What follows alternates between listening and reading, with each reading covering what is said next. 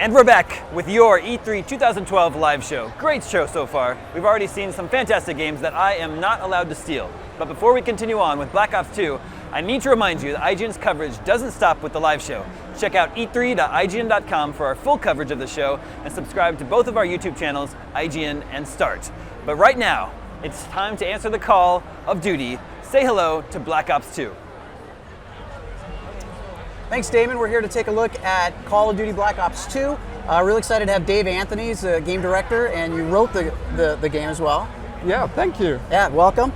So we saw Call of Duty earlier during the conferences. We saw the single-player campaign. You're going to be showing us a mission from, it's a Strikeforce mission. So tell us about how Strikeforce missions work. What are these things? So I can tell you that the team at Treyarch, who I'm incredibly proud of for pushing this so hard, is so excited about this game mode called Strikeforce. It's not like anything the Call of Duty campaign has ever seen before. It's completely different. It's like, this game is no longer just a linear set of missions that you go through with a linear story. These Strikeforce missions actually give you a completely different kind of gameplay experience within the campaign itself. And it's actually a sandbox experience.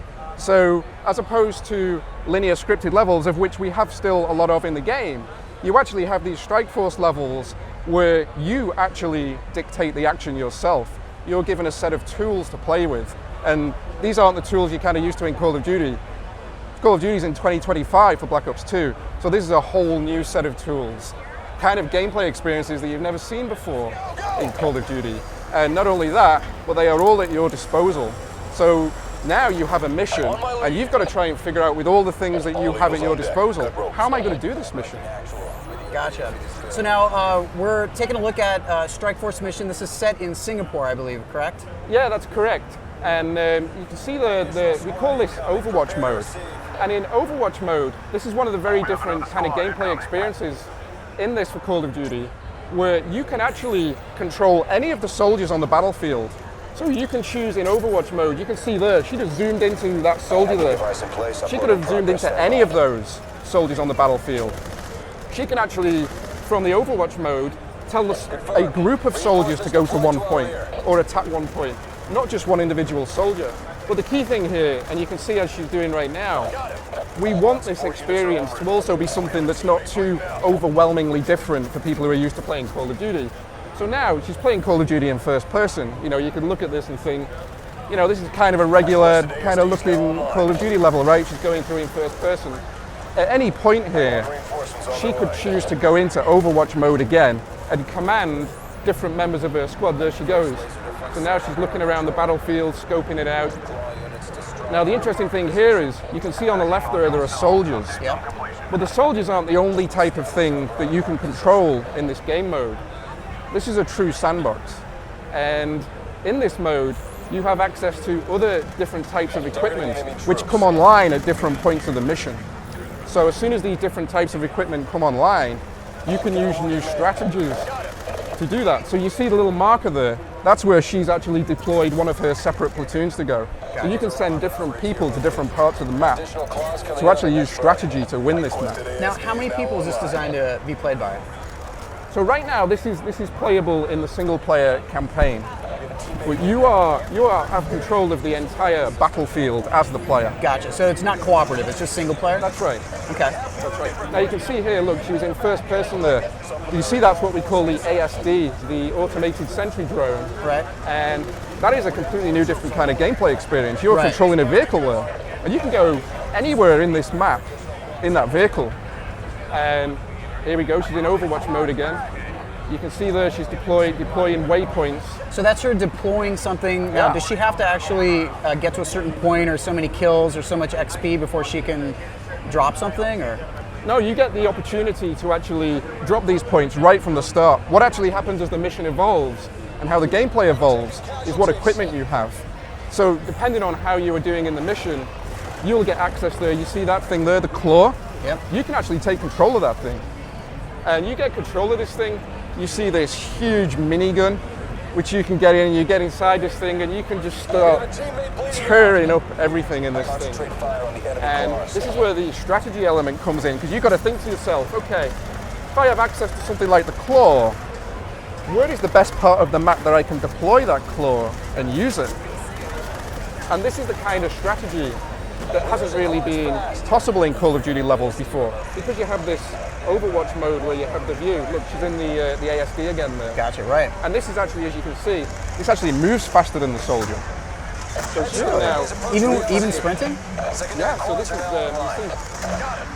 see how powerful this thing is.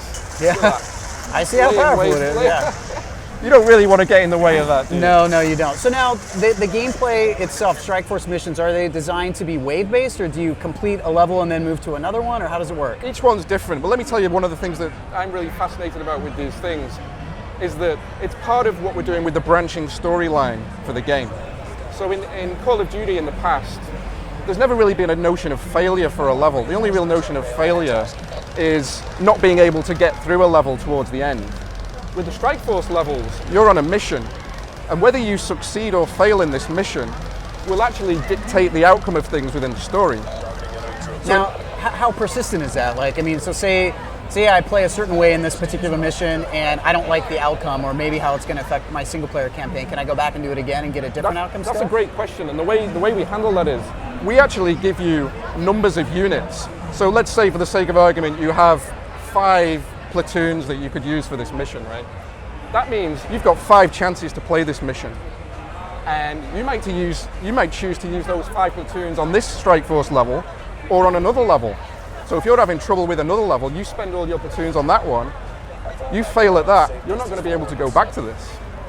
Gotcha. So it's almost like you have control not only of the battlefield, but of the whole of the forces that are part of this game. Gotcha. And then the really cool thing is, this whole thing is set within the context of the Cold War, and Cold War will be the outcome will be dictated partially by how successful or not you are with these levels.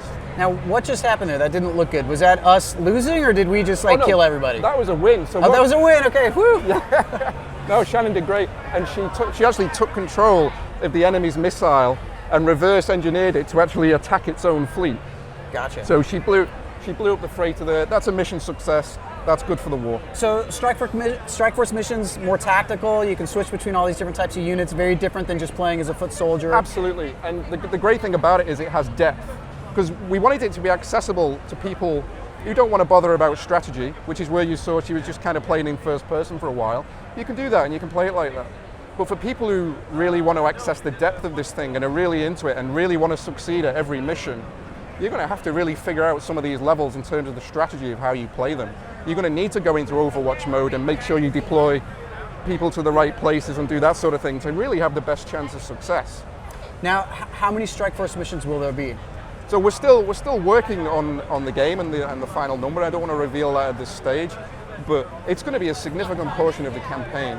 Gotcha. And the thing I really like about the way it's balanced is that it really breaks up the campaign, so we deliver the really intense, epic cinematic experiences that we like to do with the campaign, and then we pepper these Strikeforce levels within the structure of the whole campaign.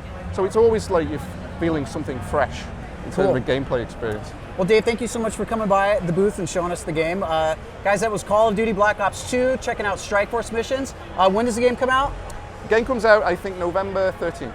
November 13th, and on what platforms? It's coming out on Xbox 360, PlayStation, all the regular ones that people are using. All the usual suspects. Awesome.